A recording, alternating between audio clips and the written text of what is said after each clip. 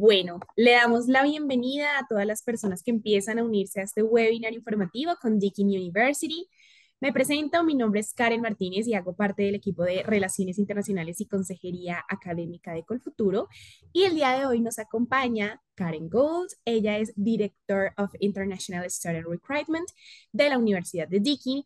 Y en la tarde de hoy nos va a brindar información súper importante y fundamental sobre temas como oferta académica, opciones de financiación, hospedaje, becas y en general recomendaciones para todos ustedes. Les quiero recordar que este mes de septiembre particularmente estaremos llevando a cabo sesiones informativas con las universidades de convenio en países como Australia y España. Así que si se encuentran interesados en llevar a cabo sus estudios de posgrado allí, este va a ser el espacio ideal e indicado para que solucionen sus dudas.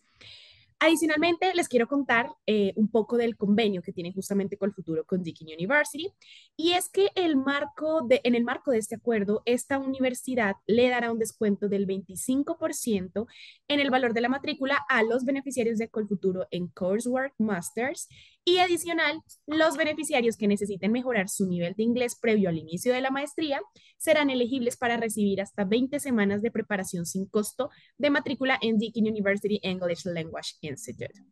Así que bueno, sin más preámbulos, les quiero recordar que pueden dejar todas sus inquietudes, todas sus dudas en el cajoncito de Q&A y las vamos a estar respondiendo a lo largo de la sesión. Karen, thank you so much for being here today. It's a great pleasure to have you there. You can go ahead and start your presentation. Hope everyone can see the presentation. I'm Karen Gould from Deakin University, and it's great to have the opportunity to talk to you today about the different course offerings at Deakin and a bit about the lifestyle of Australia, Melbourne and Geelong, where our campuses are located. Okay. So to start off with, where is Deakin? So you can see there that Australia has now appeared on the slide, and Deakin is part of the top 100% of the universities worldwide. So that's across all three of the big major ranking systems. So there's Australia. So you've seen where it is in relation to the rest of the world, but where actually is Deakin in Australia? So Deakin is in the state of Victoria, which is sort of down the bottom right-hand side of Australia. It's one of the southernmost part of Australia. And as you can see there, we've got some images of different aspects of what it's like in Victoria, from sort of the famous 12 apostles on the coast. We have national parks with very ancient paintings from our Indigenous people, lots of wildlife such as the fairy penguins, and lots of outdoor activities. So Australia, obviously you know a bit about Australia because you've come to this session today, but why would you think about Australia as a study destination? Well, foremost, it is one of the world's top study destinations for international students because all of the universities offer globally recognised qualifications. It's a very safe and multicultural place to live. In Melbourne, for example, 1 in 3 people have been born overseas. So you can imagine that it's just food from all around the world, festivals that represent all different cultures. Also, the Australian government enables students to work part-time while they study. So during the semester time, you can work 40 at full time. And most of our students get employment in retail or hospitality, so they have those flexible hours. And I guess what's most known about Australia is we have a very relaxed lifestyle, which is very attractive, I think, to a lot of our international students. So for Deakin, and here's a map of the state of Victoria, we have 4 campuses. For you, postgraduate students, you would be looking at studying at either our Geelong or our Melbourne campus, which I'll tell you a little bit about now. So our Burwood campus in Melbourne is our largest campus, 1,000 students.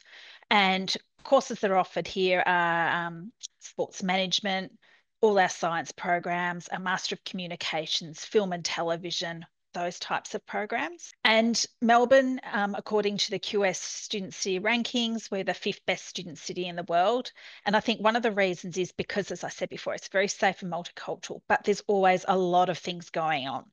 Lots of international film festival, international food and wine festival. We're known as the sporting capital of the world, so everything goes on here, from the Australian Open to Formula One Grand Prix to the Motorcycle Grand Prix, the golf opens. So there's a lot happening on here to keep you very entertained. We've got 2 campuses in Geelong. One is our waterfront campus. So this is a picture there of that red brick building. It's facing onto green, and then there's the sea right in front of it. So it's right on the waterfront. And there, our students, construction management or architecture, those type of programs in that campus. And then we have the big Warn Ponds campus. And that's where students mainly do postgraduate studies in engineering, health, some of the creative arts, those IT, those areas. And Geelong is our second biggest city in the state of Victoria. So it's an hour by train, a little bit less if you drive. A lot of students choose that because it's really relaxed, because it's better to live there, has a very good vibe. So why would you study at Deakin?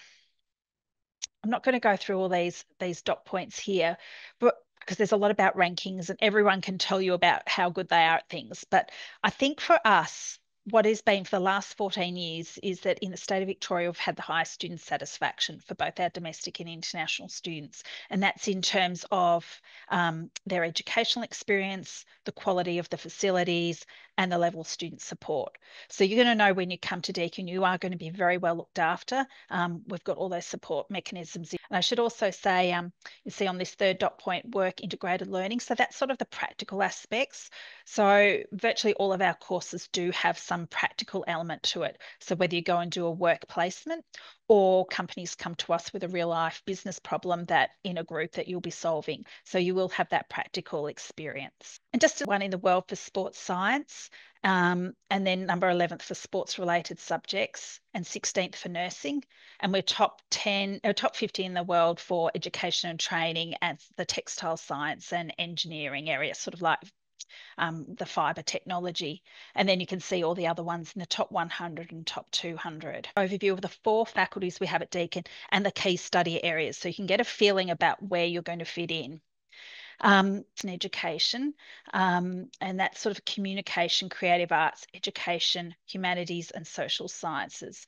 And you can see a lot of our film and television studios where we have, it's a very popular master's program with all the studios and teaching as well. And just to profile just a couple of courses that that I may not have thought of before. One is the Master of Humanitarianism and Development. So that's really working on disaster and humanitarian relief. So they're working with organisations such as Save the Children, WHO, all those big NGOs. The Master of International Relations, so if you're interested in policy analysis, working with governments or NGOs, again, looking at peace and security and the sustainability development goals. That is the Master of Communication. So that sort of covers the whole journalism, public relations, digital media, all those aspects. So the next faculty is business and law. So that's pretty straightforward. It's business and law. And areas that you can study in here could be the Master of Business Sport Management. So that's the sort of program that you do if you would like to be a player agent, for example, or if you want to get into the area of marketing and promotions for big events such as the Formula One, or if you want to get involved in participation development at the local area and getting students involved in sports and activities. If you're interested in marketing and enhancing what you've done in your undergraduate degree, a Master of Business Marketing might be of interest. Or the big one, Master Business Analytics. And as you probably know, this is one of the areas where there is a real shortage of skilled analysts. We're collecting data all the time. Every time you use your credit card, every time you register for anything, we're collecting data. So businesses are looking for skilled professionals who can analyse that data and help make informed business decisions.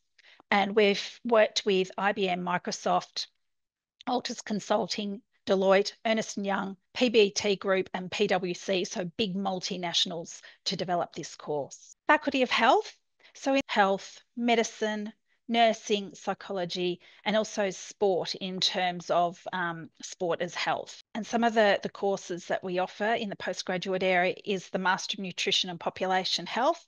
It's very popular. It was one of the first courses of its type globally, where you're looking at the impact of nutrition on health on a big scale. So, for example, you might be looking at diabetes and the impact of nutrition You might be looking at epidemiology or psychology and the impact that food may have on your mental well-being. Master of Public Health, and this became a very popular course, particularly after COVID, as more people realised the importance of having public health specialists, especially the epidemiologist who could analyse the data that was coming out as a result of COVID spreading the world. And another popular one is Master of Health Management. So if you're interested in management or business, this might be a way of getting into a different discipline, such as a role in managing hospitals or health clinics, working with government to develop strategies and manage budgets. And finally, Faculty of Science, Engineering, the Built Environment. So in that area, if you're interested in architecture, building construction, engineering, sustainability and the environment, information technology, so that could be artificial intelligence, cybersecurity, IT, and then science, which might be marine, it might be environmental. And some of the courses I've picked out for this one: Master of Science Design for Circular Cities. So this is a brand new course that had our first intake last month. And this is where you're applying the circular economy principles to urban challenges. So if you were going to create a brand new city, how would you make it environmentally sustainable on all levels? So that would be managing cultural heritage, it'd be looking at waste, looking at government policy, it would look at design of buildings to ensure that they're environmentally sustainable and could perhaps withstand natural disasters. So it's a really exciting new course. It's the only one of its type in the world. Master's Cybersecurity, again, this is a area where there are not enough skilled professionals. So we're looking for, everyone's looking for someone who can analyze, detect, and come up with a strategy to confront cybersecurity challenges. So if you're interested in IT, either that or the Master of AI could be of interest. If you're interested in environmental studies, the Master of Sustainability. So that's a very hands-on practical course, and you'd be looking at areas that you could specialise in, and it might be government policy, it might be looking at agriculture, it might be looking at protection. There's a lot of areas that you can specialise in that, which we can explore later. And then Master of Data Science. So again, huge demand for data scientists to actually optimize performance by looking at data and coming up with different ways to collect the data that the business analysts can use. So that's a snapshot of the courses. And at the end of this presentation, there'll be an opportunity for you to ask some more specific questions about what Deakin offers. It is English language. So for some of you, you may have completed your IELTS or TOEFL and already know what your English language score is. For others, you may not have done that yet. But we find that probably the most of our COLFUTURO students do come and do some English program training at our English Language Institute, which we call Julie. So it's recognised as one of the best English language centres in Australia. And it is designed specifically for international students to improve their English language skills for academic purposes. They're very small classes, usually about 15 students in a class. There's the normal teaching, but also a big aspect is breakout. So practicing your English in all different ways. And that might involve going on excursions. So you're going out into the public and practicing your English. It might be in conversation classes. It might be through just watching videos and reading. We have a very high success rate from our Julie English language program, and our students go on to university and do extremely well. So this gives you an idea about what IELTS score and how many weeks of English you'd need to get up to the entry level to study at Deakin. So if you have an IELTS score of 5, for most postgraduate degrees at Deakin or doing high degrees by research, the English language would take 30 weeks. If you've got an IELTS score of 5.5, it would normally take 20 weeks of English language.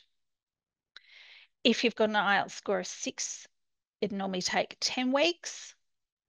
And if you've got an IELTS score of 6.5, it'd be 5 weeks for most programs. So that is sort of a bit of a guide. Some courses require a little bit higher English language requirements, but this is a summary for most of our programs. All of our English language the college is situated at our Burwood campus. So you would come and do it here. If you're going then on to Geelong to do your master's program, you transfer across to Geelong, but it's all completed at our Burwood campus. You'd be using all the normal university facilities, all the gyms, the library. So you're fully immersed and can practice your English at all. And this is a bit about what the program is. It's called English for Academic Purposes. And within that program, you do report writing, because obviously that's going to be an essential part of your postgraduate studies, along with essay writing, research skills, critical thinking, effective listening, note taking, oral presentations, how to actively participate in group and classroom discussions, and study skills. So that is the main component of the English for Academic program. And this is an example of the Independent Learning Centre at the English Language Centre. And it shows you the sorts of activities that you'll do to help you improve your English language. So, for example, you can see on week 1, on Monday, it's a meet and greet. So you come and meet everyone else. And then on the, and about how to live and settle into Melbourne. Thursday, you can see you learn a bit about Australian slang, because Australians are known for shortening everything. And sometimes it can be a bit weird if you've been brought up on normal English and then you hear this. But as you go through, you can see you've got pronunciation workshops, you've got writing workshops, you've got learning songs in English. So that makes it a little bit more fun. So lots of activities on there for you to engage with your other Julie students. Student support services. As I said, Deakin is being ranked #1 in Victoria for the student support services. And there's a range of activities and support services that we offer our international students to ensure that their time at Deakin and living in Australia is happy and productive. So the first thing we do is we have an international student welcome. So before orientation, we have special international student events to talk to you about, okay, what's the transition to Australia and what it's like to be. So there's a lot of different international events to help you settle in. We pick you up when you arrive at the airport, and we will take you to your accommodation. So we take that stress away from you right from the start. Then have orientation. So orientation is for all students, and that teaches you how to use the library, where everything is. You do your enrollment in your subjects. You'll meet student ambassadors who'll be able to tell you, oh, where's the best place to buy best Colombian restaurant, or where's the best grocery store, all that sort of thing. And we have a lot of emphasis on career support, which I'll talk about a little bit later in this presentation. So there's a lot of support activities to help you settle in. The big one to start thinking about fairly early on is about accommodation and what type of accommodation you'd be interested in. I always recommend living on campus, and I'm aware that some of you are older students, postgrad students, but we do have postgraduate students living on campus. It's the best way to immerse yourself in Australian culture and to get to know other students. It's right on campus, so you don't have to work minutes. It's apartment style living. So you have your own separate bedroom, but you would share a lounge room and a kitchen and bathroom with some other students. It's quite a reasonable option. Usually we're saying about $264 to $326 per week. That includes your furniture, that includes gas and electricity, your internet. All you need to do is pay for your food. You cook for yourself. But for some of you, you'd be more interested in living off campus, so going into the private rental market. So in that way, you can choose what suburb you want to live in. You might want to be in the CBD and catch the tram out to campus. So we do have a web page where we have listed a whole lot of different private rentals where you can share a house with other students. So that's something else that you might want to think about, and is preparing our students for employment and in jobs that they're going to find fulfilling. And we're very pleased that we do have Deakin Talent, which is, so I'd imagine for most of you, because you've already completed an undergraduate degree, you already have a good idea about what your career would be. And obviously participating in the COLFUTURO program, you've got a good idea about where you want to end up. But I do believe that Deakin Talent will still be able to add a lot of value to your educational and career journey. So first of all, they can help find part-time jobs. So you may think, I've got COLFUTURO, I've got a scholarship from Deakin, I don't need to work. But it's a really good way of practicing your English, immersing yourself in the Australian culture, and it looks good on your future job applications because it shows that you are flexible, you can follow instructions, that you were able to pick up work overseas, that you're very resilient. So that looks really good on your job applications. Deakin Talent also helps with putting together job applications. They help with interview skills, so you can practice interview questions. And they also have career coaches. So you can make an appointment with a career coach and talk about what is your dream job, and they can help map out how are you going to reach that. And it might be through further study, it might be through volunteering, it might be through casual part-time jobs while you're in Australia. They'll also help and give you guidance on how to build your networks both in Australia and back home. And the great thing about Deakin Talent is that alumni, and if you study at Deakin, complete your degree, you'll become a Deakin alumnus. You have access to Deakin Life, a Deakin Talent for life. So if you want to have a midlife crisis and want to change jobs, you can contact Deakin Talent and they can give you that support. So it's a summary of some of the things that we offer. You can see here a summary that we do career coaching, we do employer events, we invite employers onto campus. We have jobs internship boards, so that's for casual jobs, internships, or even employment, full-time employment. We have Deakin International Student Careers Program. So that's a program specifically for national students that focuses on introducing you to the Australian workplace culture, because it is very relaxed here, less hierarchical than some countries. They'll talk about how you write a job application that's suitable for the Australian job market, whether it's part-time or full-time. They'll tell you about how to build networks in Australia. And as I said, we also do resume checks, and there's an ambassador program you can participate in. So that is number one. When you first start, we recommend you hook up with Deakin Talent. The important one. So as a COLFUTURO recipient, students receive a 25% tuition fee reduction for the normal duration of their degree at Deakin. So most of our master's programs are 1.5 or 2 years. So you'd receive a quarter of the fees of those programs. And you'd also be eligible for Office of English at Julie. So it's a really good package. So fee waiver, no fees for your Julie English for 20 weeks, plus a quarter of the fees paid by Deakin. For non-COLFUTURO, we also have 100% and 50% scholarships and 25% scholarships as well. So they're all based on academic merit. The 100 and the 50% also based on leadership capacity. And that is it. I'm very happy to answer any questions after this session, but if you wanted to send me an email as well, if you wanted more details, there's my email address, and you can contact me at any time and I can help you. And that's it. And I'm open for any questions that anyone might have. Yeah, Karen, thank you very, very much for this interesting presentation. You have provided us fundamental information for everyone. So yes, we have some questions, and the first one is from Jose. Jose asks, is there a master's degree on or a research line related with hematology or transfusion medicine in the Faculty of Medicine? Maybe you know that? Probably thinking the biotechnology might be the closest. Just let me look up because this is a brand new course this year. Let me just find that one. So new, I don't even think it's in our book. Oh, there is master. So I'm not sure if this is going to meet your needs. So it's a Master of Biotechnology professional. And it says it's from pioneering medical advancements to cutting edge solutions to food, agricultural and environment problems. You'll gain advanced technical skills to global career.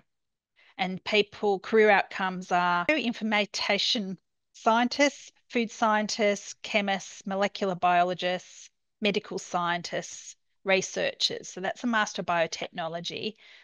Say if you wanted to contact me directly, I can send you some more information about that. The Master of Biotechnology. It might not quite meet it, but that's probably the closest. Perfect, Karen, thank you so much. Pues a todos los asistentes que de pronto tengan interés en profundizar la información sobre un programa en específico, les recomiendo que contacten a Karen, en este caso de forma directa, que ella les va a brindar toda la información. Karen, could you give us, please, your mail in the chat in order to, Yes, yeah, sure. thank you so much. Perfect, Karen. Thank you so much. Well, now Felipe asks, what will be the most qualified field when it comes to studying at Deakin in order to which of your programs are the best placed in international rankings, maybe? Well, the one that we're most famous for is sport, all the sports ones. So, but that might be sports and exercise science, or it might be sports management. Um, and it's Melbourne's a great place to do that because Melbourne is considered the sporting capital of the world with a number of big major sporting events happening, and we have connections with a lot of the big sporting organisations, so lots of hands-on practical experience. So that's one aspect. Um, Also in the area, it's sort of cutting edge in engineering. Fiber technology is one of the areas where we're leading worldwide. And I think that the course I spoke about before, that circular economy, we're very big in sustainability. And so that's another area if you're interested in science or government policy, even in that sustainability area. But there's a lot of different areas that you've probably never thought of that we're very big on, like cybersecurity, artificial intelligence, data science, business analytics, all those emerging careers where there's not enough skilled professionals in those areas. They're very popular, both with our local students, but also there's an international demand for those. So if you like IT, artificial intelligence, cybersecurity, data science might be ones that you're interested in as well. Perfect. Thank you so much, Karen. Well, Andres is asking, will the agreement between Deakin and COLFUTURO be renewed for 2025? I'm currently applying to Deakin, but they tell me that agreement is only valid for 2024. It's being considered Friday. Yes. It's going to be ticked off because it's a renewal. So yeah, that would be all good. So we'll have those 25% tuition fee and the 20 weeks of English at Julie. Yeah. Well, can we apply for 2025 second semester? How long time do we have to apply? That's a very good question. For Deakin, we're very quick on assessing applications. But I'd recommend that you apply as soon as you're able to. You can apply without any final transcripts. And what we would do is we'd give you a conditional offer. So it'd be conditional upon completing your degree and getting certain grades. The big delays could be when you go for a student visa. So that's been the slowdown. So my recommendation is as soon as you get a firm offer from a university, you start the visa application process as quickly as possible because students can get it in a few weeks, but it can take quite a few months as well. And that's the big challenge. And when you apply for your student visa to Australia, there's going to be some questions that you're going to be asked to answer to help the Australian government determine whether you're a genuine student. And what they mean is that you want to come to Australia, perhaps take advantage of the 2-year post-study work rights, and then return home. So you'd need to answer questions about how it's going to help prepare you for a career back in Colombia. They'll ask you questions about why you've chosen the university, why you've chosen Australia. So you need to apply for your visa well in advance because you've got to think about these questions that you'll be asked on the visa application form.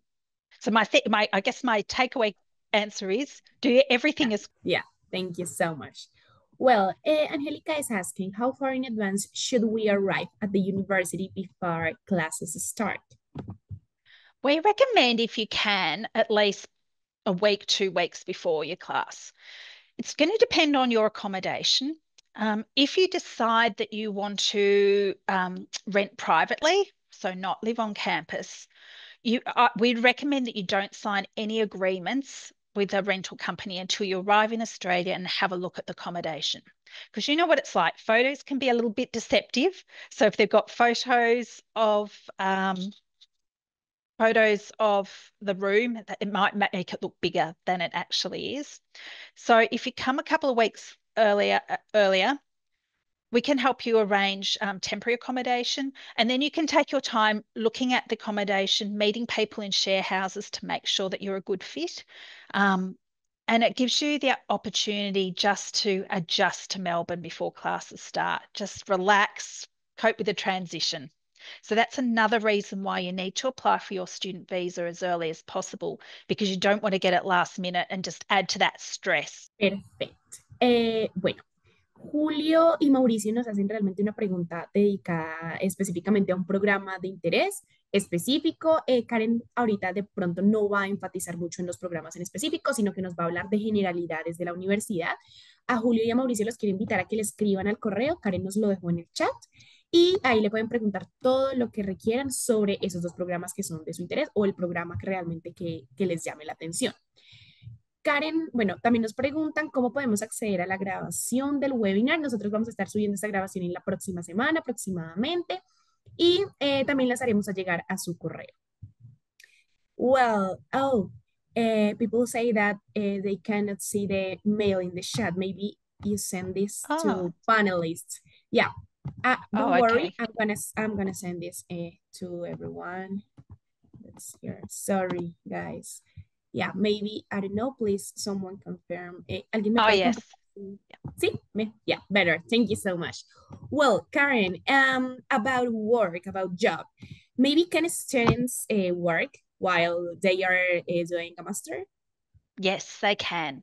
So the Australian government allows international students to work 40 hours per fortnight during semester time, and during the school holidays, you can work full time. So most of our students get work, part-time work in hospitality, so in restaurants, cafes, or retail, so working in shops. That's because they've got flexible work hours.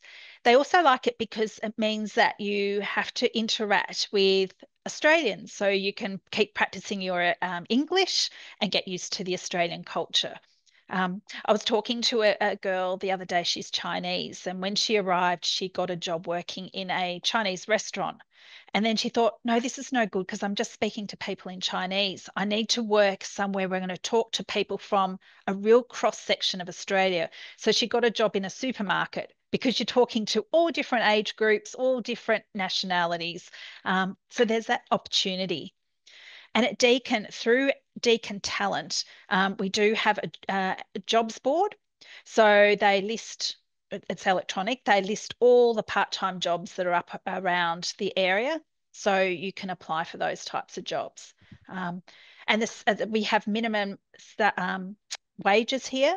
So you can be assured that you're being paid the right salary. That's perfect. Thank you. Karen, thank you again for this amazing opportunity to share this information for our attendees. I really appreciate your time and your disposition and presentation, and I hope to find you in the next opportunity. Thank you so much. Thanks, Karen. I look forward to hearing from anyone. If you've got any questions, you have my email. Please send me a message. Perfect. A Thank todos you. nuestros asistentes, les damos muchísimas gracias por estar aquí hoy, por su interés y sus preguntas. Los invitamos a escribirle a Karen a través del correo que les enviamos en el chat para responder todas sus inquietudes y cualquier duda que se les presente en el proceso. Muchas gracias por su participación. Hasta pronto. Thank you, Karen. Goodbye. Thank you. Bye.